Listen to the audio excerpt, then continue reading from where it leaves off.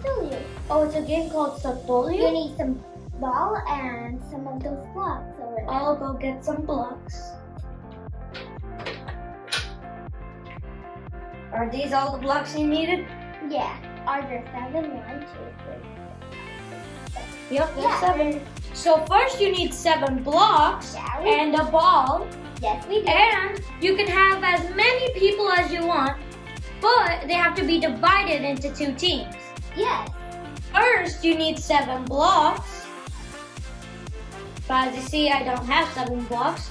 Team U stands over here and Team Yana stands over here.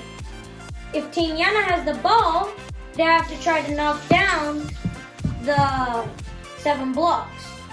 But after it falls down, Team U picks up the ball and throw it. Whoever has the ball and Team U's team, they cannot move. So the way to win is that Team Yana has to build up all of these 7 blocks that they have not got it.